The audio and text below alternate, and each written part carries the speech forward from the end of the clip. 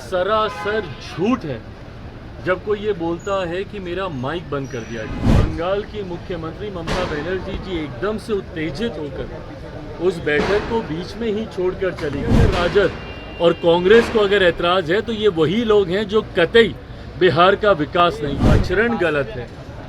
अगर आपको अपनी बात को रखना भी है, कोई नाराजगी भी है, तो आप वहीं पे रखती ना, बोलती कि अभी मुझे और बोलना है। केंद्रीय मंत्री चिराग पासवान जब आज पटना पहुंचे, उन्होंने नीति आयोग को लेकर जो पश्चिम बंगाल की मुख्यमंत्री ममता बनर्जी ने आरोप लगाया था कि मेरी माइक बंद कर दी गई। चिराग पासवान ने कहा कि मैं उस मीटिंग में खुद मौजूद था, ये सरासर उनका ये आरोप गलत है। पहले आइए उनकी बातों को सुनते हैं। चिराग पासवान क्या कुछ कह रहे हैं। नीति आयोग की बैठक हुई चिराग जी, ममता बनर्जी बीच बैठक से निकल गई, कह रही थी माइक बंद कर दिया, बोलने का समय नहीं मिल रहा, क्या कहेंगे? आप भी थे उस मीटिंग में। देखिए, उस बैठक में नीति आयोग की उस बैठक में मैं भी मौजूद था और ये सरासर गलत इल्ज़ाम है कि किसी का माइक वहाँ पे बंद कर दिया गया। पहली बात तो जब ये विपक्ष बोलता है कि माइक बंद कर दें, उस माइक का कंट्रोल वहाँ पे बैठे किसी भी व्यक्ति के हाथ में नहीं होता है, उस व्यक्ति के खुद के हाथ में होता है। ना लोकसभा में, ना राज्यसभा में, ना ऐसी किसी बैठकों में। ऐसी बैठक में माइक सामने लगा होता है, ऑन ऑफ का स्विच सामने ही होता है। तो ये बात बोलना सरासर झूठ है जब कोई ये बोलता है कि मेरा माइक बंद कर दिया गया। हाँ, हर मुख्यमंत्री को, क्योंकि समय की बाध्यता थी, ओपन एंडेड अगर डिस्कशन को रखा जाता तो संभवतः हफ्तों तक ये बैठक ही चलती रहती। ऐसे में हर मुख्यमंत्री से ये विनम्रतापूर्वक आग्रह किया गया था कि अपनी बातों को संक्षिप्त में एक तय समय सीमा के भीतर रखा जाए। जब वो समय सीमा पूरी हुई, सिर्फ एक रिमाइंडर के तौर पर उनको ज़रूर, जैसे तमाम मुख्यमंत्री को दोबारा से नोटिफाई किया गया कि भाई आपका समय समाप्त हो रहा है, इस तरीके से। बट उसके बाद जिस तरीके से बंगाल की मुख्यमंत्री ममता बनर्जी जी एकदम से उत्तेजित होकर उस बैठक को बीच में ही छोड़कर चली गई। जो और कहना, हम सब वहाँ पर मौजूद थे।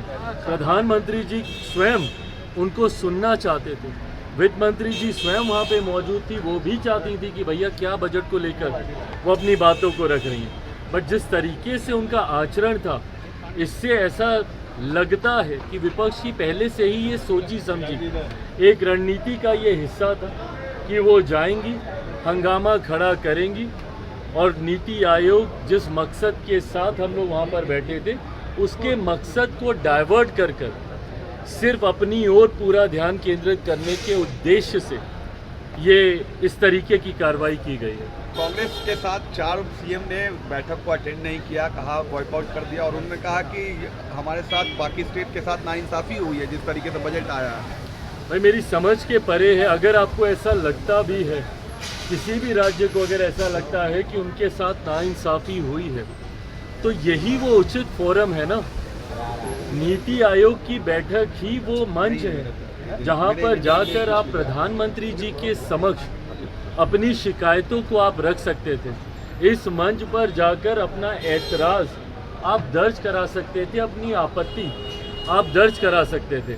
और जो लोग ये बोलते हैं कि हम लोग के साथ भेदभाव हुआ, पहली बार देश में एक ऐसा बजट एक लंबे समय के बाद देखने को मिला जिसने पिछले 10 सालों में देश की मजबूत होती अर्थव्यवस्था का लाभ जनता को पहुंचाने का काम किया। इसमें जहां प्रमुखता से देश के गरीबों का जिक्र किया गया, अन्नदाता का जिक्र किया गया, नारी शक्ति का जिक्र किया गया, युवा शक्ति का इसमें जिक्र किया गया। ये ऐसे सेक्टर्स हैं जिसमें प्रमुखता से उनको लाभ पहुंचाने के लिए योजनाओं की और राशि की घोषणा की गई। जो राज्य कहते हैं कि उनके साथ अनदेखी हुई, क्या उनके राज्य में गरीब नहीं है? क्या उनके राज्य में महिलाएं नहीं हैं? क्या उनके राज्य में किसान नहीं हैं?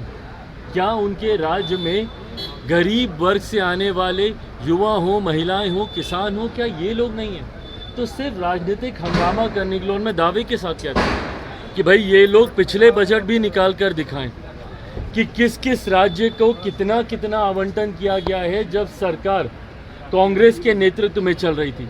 यूपीए की सरकार हो या उसके पहले की सरकार हो, कितने राज्यों का जिक्र किया गया। और मुझे ताज्जुब तो सबसे ज़्यादा राजद और कांग्रेस पर होता है। क्या राजद को खुशी नहीं होनी चाहिए कि भैया बिहार को एक बड़ी राशि आवंटित की गई है, इंफ्रास्ट्रक्चर डेवलपमेंट को लेकर हो, यहाँ पर सड़क को लेकर हो, पुल के निर्माण को लेकर हो। बिहार की सबसे बड़ी समस्या बाढ़, जिसका जिक्र हमेशा मैंने बिहार फर्स्ट, बिहारी फर्स्ट के माध्यम से मैंने किया, उस बाढ़ को लेकर लगभग 11,000 करोड़ की राशि अलग से आवंटित की जाती है। ऊर्जा को लेकर अलग से राशि आवंटित की जाती है। इंफ्रास्ट्रक्चर को लेकर राज्य में अलग से राशि आवंटित की जाती है। तो भैया अगर बिहार जैसा राज्य, जिसके लिए लंबे समय से हम लोग भी मांग करते थे भैया कि बिहार को विशेष राज्य का दर्जा मिलना चाहिए, बट स्पेशल कैटेगरी स्टेटस जब तक नहीं मिलता है, ये मांग भी हम लोग की थी कि बिहार को एक स्पेशल पैकेज मिलना चाहिए। आज मैं धन्यवाद करूंगा माननीय वित्त मंत्री जी का, और विशेष तौर पर मैं धन्यवाद करूंगा मेरे प्रधानमंत्री आदरणीय नरेंद्र मोदी जी का। मैं अपनी तरफ से, अपनी पार्टी लोक जनशक्ति पार्टी रामविलास की तरफ से प्रधानमंत्री जी और वित्त मंत्री जी का धन्यवाद करूंगा कि एक लंबे समय से जो बिहार और बिहारियों की मांग थी, उस मांग को सुना गया है, उस मांग को पूरा किया गया है। अगर इस पर भी अगर राजद और कांग्रेस को अगर ऐतराज है, तो ये वही लोग हैं जो कतई बिहार का विकास नहीं चाहते हैं। चिराग पासवान एक सवाल है, चल रहा था, तेजस्वी यादव नेता प्रतिपक्ष सदन से गायब। भैया मुझे नहीं पता, बस अपनी जिम्मेदारियों का एहसास हर किसी को होना चाहिए। महत्वपूर्ण सत्र है और हर सत्र महत्वपूर्ण होता है। ऐसे में विपक्ष के नेता की भूमिका और ज़्यादा महत्वपूर्ण हो जाती है। आप कोई साधारण विधायक नहीं ना है, आप एक संवैधानिक पद पर हैं, और आपके पद की गंभीरता बढ़ती है जब आप विपक्ष के नेता की भूमिका में होते हैं। ऐसे में उसको गंभीरता से लेना ज़रूरी है। मुझे नहीं पता कि वो क्यों विधानसभा से गायब थे, पर कारण जो भी हो, इसको भी उतना ही महत्व देना चाहिए। एक सवाल है कि कांग्रेस की विधायिका है शिल्पी नेहा तिर्की, उन्होंने सवाल खड़ा किया है कि रामगढ़ में बिहार के लोग मुखिया क्यों बनते हैं? डेमोग्राफी चेंज करने सवाल किया। क्या चीज़? रामगढ़ में बिहार के लोग आकर मुखिया क्यों बनते हैं? बिहार, वहाँ पे रामगढ़ में बिहार के लोग मुखिया क्यों बनते हैं आके? क्या मतलब? कांग्रेस की नेत्री है, उन्होंने झारखंड के सवाल किया कि झारखंड में आके क्यों आके बिहार के लोग आके मुखिया बनते हैं? देखिए, ये क्षेत्रवाद फैलाने का प्रयास विपक्ष के नेताओं के द्वारा से समय समय पर होता रहा है। कभी जाति के आधार पर, कभी धर्म के आधार पर, कभी क्षेत्र के आधार पर। मुझे खुशी है इस बात की, बिहारियों में इतना सामर्थ्य है। आप सबसे बड़े पदों से लेकर एक मजदूर की श्रेणी में भी आप देखिएगा तो देश के हर राज्य में एक महत्वपूर्ण भूमिका बिहारी निभाते हैं। आप बड़े बड़े बिजनेस हाउसेज में चले जाइए, वहाँ पर आपको बिहारी मिलेंगे। बड़े बड़े मीडिया हाउसेज में आप चले जाइए, बड़े बड़े पदों पर वहाँ पर आपको बिहारी मिलेंगे। कहने की ज़रूरत नहीं है, सबसे ज़्यादा IAS IPS ऑफिसर्स हमारे बिहार से आते हैं। बड़े बड़े अधिकारियों के पद पर विभिन्न राज्यों में, कल नीति आयोग की बैठक में हम मौजूद, वहाँ पर भी कई ऐसे बड़े अधिकारी जो विभिन्न राज्यों में बड़े पद पर हैं, उन्होंने भी आकर जब अपना परिचय दिया तो उन्होंने बताया कि वो भी बिहार से हैं। और वहीं एक ऐसा बड़ा तबका भी बिहारियों का है जो विभिन्न राज्यों में जाकर मजदूरी का काम करते हैं और उस राज्य की अर्थव्यवस्था को गति देने का काम करते हैं।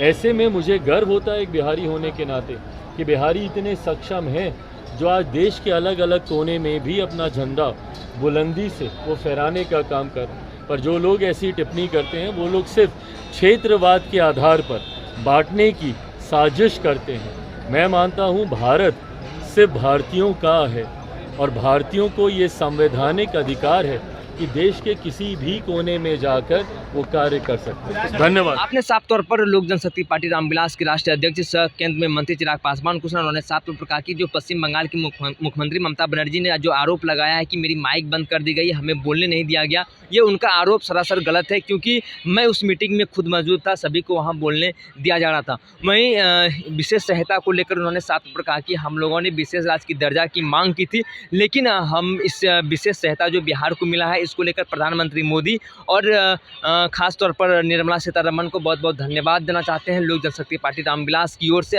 चिराग पासवान ने ये बातें कहीं, और भी क्या बातें कहीं, आपने स्पष्ट तरीके से चिराग पासवान की बातों को सुना। बहरहाल इस खबर में इतना ही। आगे के अपडेट के लिए बने रहिए फर्स्ट बिहार झारखंड पर। मैं सदन सिंह, पटना। ये लो मुंह मीठा करो, आज मैंने अपना जॉब छोड़ दिया। अब हम पूर्णिया वापस जाएंगे। जॉब छोड़ दिया है? मतलब ये घर कैसे चलेगा? हम करेंगे क्या? और माँ बाबूजी क्या बोलेंगे? इसलिए मैं एक और मिठाई का डब्बा लाया। अपने बिजनेस के लिए लोन अप्रूव हो गया। अरे लोन अप्रूव हो गया वो तो ठीक है, लेकिन पूर्णिया में हम रहेंगे कहाँ? अपना घर भी तो नहीं है वहाँ। इसलिए तो एक और मिठाई का डब्बा अलग से लाया हूं। हमने पूर्णिया में घर ले लिया है, पूर्णिया के ई होम्स पैनोरमा में। पूर्णिया में पैनोरमा ग्रुप लेकर आए हैं ई होम्स पैनोरमा। बड़ा घर, आलीशान जिंदगी और अत्याधुनिक सुविधाओं के संग। अरे अरे, अब क्यों मुंह मीठा करवा रही हो? क्योंकि हम घर वापसी जो कर रहे हैं। घर वापसी की खुशी पूर्णिया में ई होम्स पैनोरमा के संग। E Homes Panorama, luxurious lifestyle redefined.